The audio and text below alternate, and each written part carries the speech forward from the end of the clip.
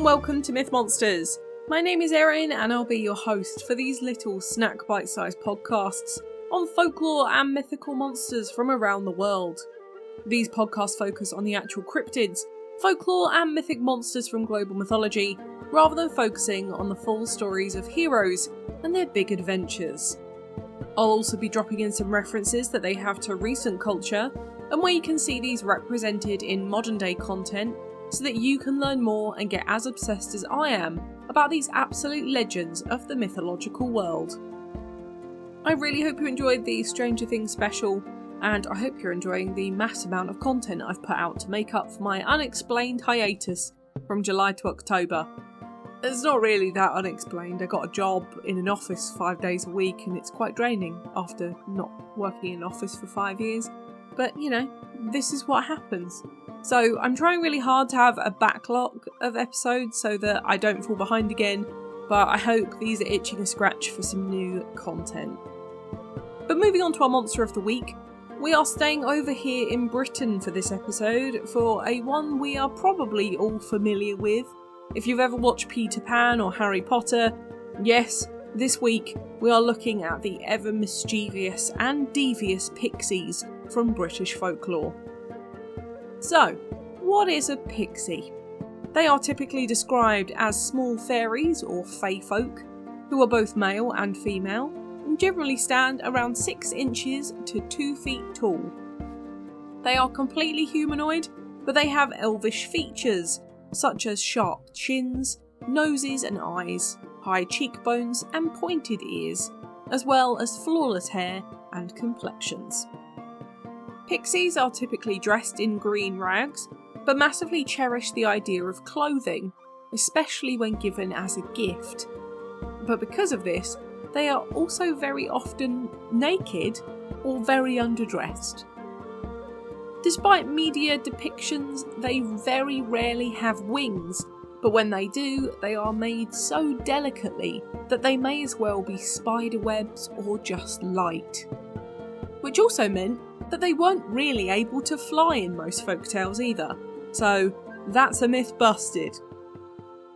They were masters of trickery and mischief, and had the power of shape-shifting, invisibility and apparition. They would change into the disguise of a bundle of rags, where they would lure children and kidnap them to become changelings, and they would also mislead travellers, which was even known as being pixie-led. On the other hand, they also helped humans from time to time by helping needy widows or by doing housework like repairs, clearing, churning butter or helping your crops or livestock thrive.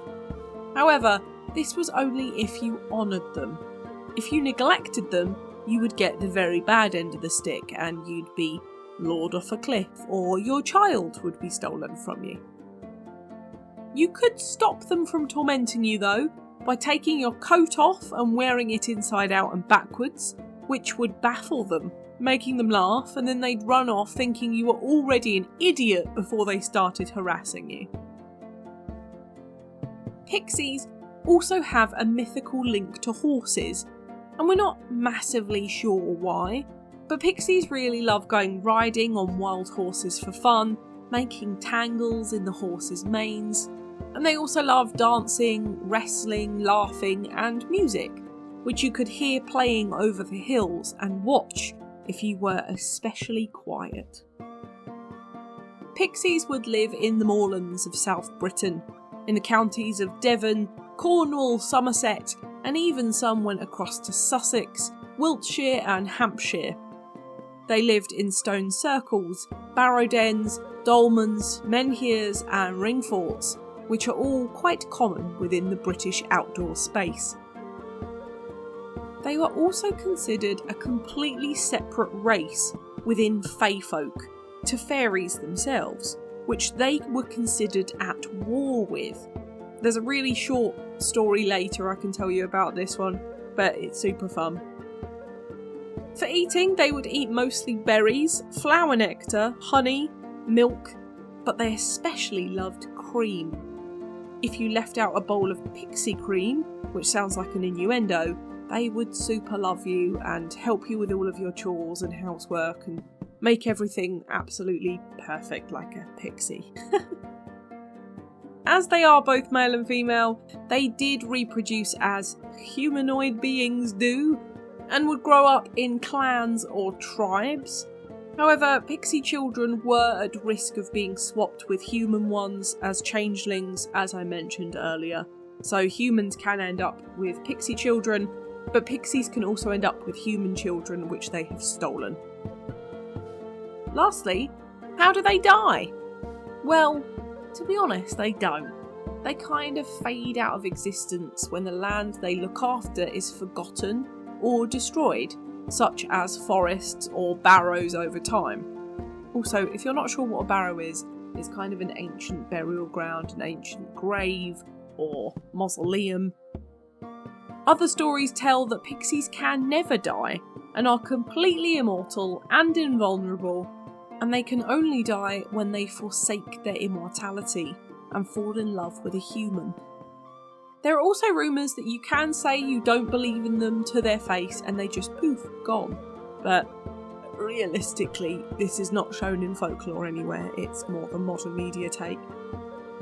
Obviously, what I do need to mention is that you may be thinking, Erin, you didn't really mention Cornish pixies. I did, I talked about Cornwall and pixies being from there, that's a Cornish pixie.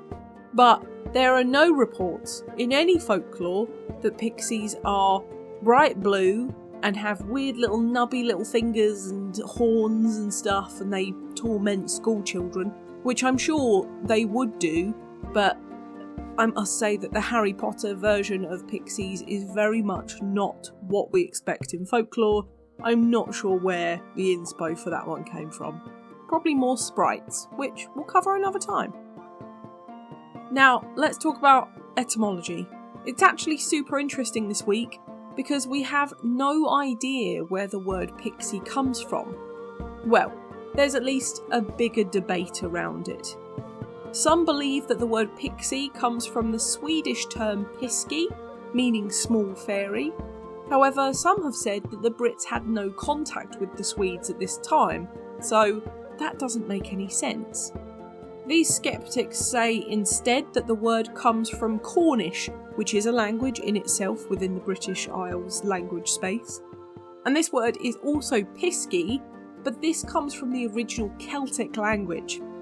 And there is no direct translation for this into Celtic and then back out again. So we don't actually know what pisky means from either the Swedish or the Cornish. We have no idea. There are a bunch of other names for pixies though, including pisky, pixie without the IES at the end, pisky, pigsy, but all of them mean the same thing, and we will take that small fairy translation for all intents and purposes for this one. Their history is also quite interesting, as we believe that pixie mythology dates back to pre-Christian times, when the Brits were Celtic, Gaelic and Saxon. However, there aren't many texts from around that time, as you can imagine, which was from around 43 AD to 631 AD, by the way. We've also had a really big influence of the Vikings invading from Scandinavia, so belief in the unseen was not uncommon, and magic was something that people really bought into. Before Anglo-Saxon paganism in the 400s though, we had Celtic paganism in the British Isles, which was mostly revolved around nature and ancestor worship, as well as the belief in the supernatural and respect for the world around you, as your respect meant you get more physically out of it, such as a better crop for instance. You would get physical blessings that you would generally be able to see and manifest through your worship. However, when the Romans came along in 597 AD officially, Christianity came with it and swept the nation, making paganism and everything to do with Celtic and Anglo-Saxon culture sinful and demonic, which paganism is still often tarred as today. With that, the belief in fairies, pixies, brownies and the naturally occurring sprites who kept nature going and us humble disappeared with these people. During the Christian era, in fact, pixies were said to be the souls of children who were unbaptised and had died, and they would become pixies upon death. Here they would change their appearance once their clothes had been put into clay funeral pots, which were used as toys during their lives. The first written instance of pixies was actually much later in 1853 in the earliest version of the Three Little Pigs nursery rhyme, which actually had 3 little pixies instead of the pigs. However, there are even more stories about pixies within British mythology, such as the war between them and the fairies I mentioned earlier. It is only a short story, but they were believed to be at war, and in Buckland St Mary in Somerset, a battle took place where the pixies won. They would celebrate their victory and visit from time to time, and the fairies, well, they never came back to the same place again. In Devon, there is a group of rocks named after the pixies called Pixie Rock, funnily enough, and in Cornwall, 600 pixies were said to have gathered to dance and laugh in a circle, and during the fun, a pixie called Omphra lost his laugh. He set out to find it in the barrows of ancient kings of Cornwall. Bearing in mind here that pre-Christian Britain was also separate kingdoms and considered countries rather than just counties like we see it today all under England. And he eventually stumbled into the infamous Bodmin Moor and found none other but King Arthur, who restored his laugh but made him sound like a crow when he did. There is also a pixie house in Devon, where a Cavalier family hid from Cromwell's troops. And this was in a natural cavern in Sheepster, a tiny village in Devon, and it is still accessible to this day. Just a quick note, if I just said Cavalier and Cromwell and you don't know who they are, then this is probably not the podcast to tell you, and it's slightly irrelevant to go into, but if you like British history, go and watch Horrible Histories from the BBC back in the noughties. It's maybe one of the best British television shows ever put out to children, but also the general public. But anyway, the general gist was Cromwell was a Puritan, practically dictator who completely de-established the royalty monarchy system in the UK, and I say UK, in England back in the day, beheaded Charles I, took out the monarchy and ruled a Puritan state in around 1600 and something. And the Cavaliers were the purist royalist forces, so that's who I'm talking about. So you can understand the stakes of a Cavalier family hiding away from Cromwell's troops trying to get them. Pixies, though, are entirely British, and we are terribly lucky to have such a great and rich folklore here. However, by the 19th century, the humans were considered to no longer have a connection with fairies and pixies, and the music from them was never heard again. Which is sad, but reports of fairies are not as common now, although many Brits will still not step inside a fairy ring, which is a ring of mushrooms or flowers that naturally occur, to avoid bad luck from fairies. So we definitely still have the superstitions and traditions around them. It's something, I suppose. There isn't really a real life comparison to break this down in this episode. In a time where magic was believed in, pixies felt completely natural and represented with nature and respect for those things around you. I believe we've lost that somewhere as a human race, and I think the fairies went with it, sadly. There are, though, loads of mythical comparisons, as they live within the fairy-adjacent circle. There are the German kobolds, the Irish leprechauns, Aoshi and the Puka, the Scottish will-o'-wisp, for instance. Or there are things like the Manc Muingavegi, the Welsh Twith Teg, and then the Spridgeons and Knockers from down south in England too. These are all fairies and nature spirits from across the British Isles, so they're all super similar to the pixies and generally, as I said, fall into that same circle. I've covered a lot of these on the podcast's running history, I'm yet to cover a few too, so if you're interested in hearing more about the kobolds, leprechauns and sprigeons, go and check them out in their own episodes, they do have some. Lastly, there's a slight similarity to the Scandinavian monsters, the Tomter and the elves. Tomter we are yet to cover, and I cannot wait to do so. They are some of my favourites. These cute little household elves nick your clothes and precious items when you're not looking, and keep them safe in exchange for food and shelter in your home. Elves we all know and love, originally from Scandinavian folklore, however are almost godlike in the Norse pantheon and living in their own realm, Afelheim. But these beautiful creatures are also super sneaky and generally nature-based. Again, I've covered these in their own episode if you are interested in learning more about elves. Now, on to modern media. We actually have a few bits around Pixies themselves this week, as they are quite popular within modern TV and movies. But for art, there's not really much for portrait art that has names, dates, titles linked to them properly. So this week, as all weeks, I refer you to independent artwork. My personal favourite is what I used in all of the advertising if you've seen it, which is Pixie by Vincent Cavelio on DeviantArt. He's done a load of these for mythical creatures and I think they're really cool, so go check them out. In movies we have Harry Potter, Peter Pan, Sleeping Beauty, Tinkerbell, Tinkerbell and the Lost Treasure, Tinkerbell and the Great Fairy Rescue, Pixie Hollow Games, Secret of the Wings, The Pirate Fairy, Tinkerbell and the Legend of the Netherbeast, Epic, Labyrinth, Maleficent, Pan's Labyrinth and Willow. For TV, we have Merlin, Fairly Odd Parents, The Owl House, Pixie Girl, Winx Club, Tweeny Witches, Gargoyles, Once Upon a Time, Supernatural and Torchwood.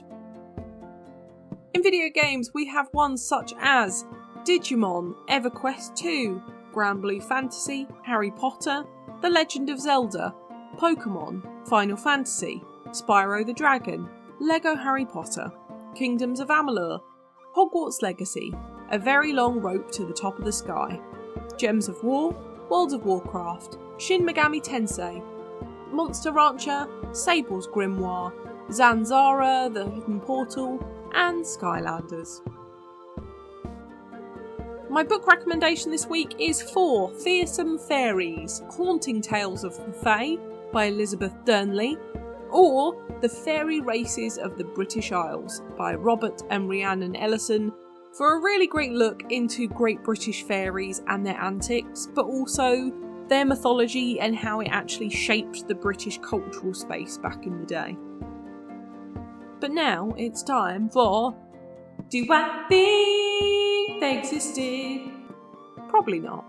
But with fae folk it gets a bit tricky, as they are quite ingrained into my brain as something that you also don't want to anger by denying their existence and getting them onto you. As well as that, I would never want to say I don't believe in them, as the belief is that one dies every time you say it, so I would typically never. I just think of the Peter Pan film from the noughties, where Tinkerbell starts to die and it's like, oh god. I think though, Pixies are a great addition, and a really famous part of British folklore. When you think of fairies in folklore, I, at least, really think of home, and Pixies are up there in terms of recognisable types of them. They're referenced within our culture over here as mischievous fairies, who'll get you in the most inconvenient ways if you annoy them, and as I said, I'm not willing to wish that bad karma on myself. Pixies go beyond the UK, with Harry Potter and Tinkerbell now being so popular, and that makes me happy as a Brit and as a folklorist, and I wish more people over here really did believe in fairies still. I think it might bring us together in these especially divisive times. I will say though, this is important, they don't look like the little blue boys from Harry Potter. Definitely not. They're definitely more that stereotypical fairy than that monstrosity that was put in the Chamber of Secrets. Although, I would definitely be more scared of them if they looked like that all the time. and I don't think I'd like to be in a classroom surrounded by them. Although, I will also say, if I had a wand and there was a specific spell in order to get them to stop doing anything, yeah, funnily enough, I'd be on that like butter. On bread, obviously. Delicious. But what do you think? Did Pixies cause trouble across the British Isles? Let me know on social media. I'd love to know what you think about this one. A British classic for this episode. It makes me quite happy to come home to my roots for a monster that was very, very present throughout my childhood. The best part of the Pixie scene in Harry Potter, though, is when Neville says, "Why is it always me?" in his little northern accent, by the way. That's my last word on the Potter franchise in this episode. I will not speak more of it. Next time, I have a little surprise for you. Next week, the second season of Fallout debuts, and to go along with it, I thought I'd cover maybe one of the most legendary characters and legendary kind of races within the Fallout universe, and I thought we'd cover the ghoul. So, get your Walton Goggins teeth in, and if you feel like crossing franchises and going into righteous gemstones, Mama told me not to, I did anyway. We're looking at the ghoul next week, so come along. For now, thank you so much for listening. It's been an absolute pleasure. If you enjoyed this podcast, please give it a rating on the service you are listening on. I've got loads of social media for any questions, suggestions on what monsters to cover next, and I'd really love to hear from you. The social media handles for TikTok, YouTube and Instagram are Myth Monsters Podcast. The Twitter is Myth Monsters Pod, and Blue Sky is Myth Monsters. But all of our content can be found at mythmonsters.co.uk, and you can find us on Good Pods, Buy Me a Coffee and Patreon if you want to help me fund the podcast too. Come join the fun though, share this with your pals, they might love me as much as you do. But for now, stay spooky, and I'll see you later, vibes.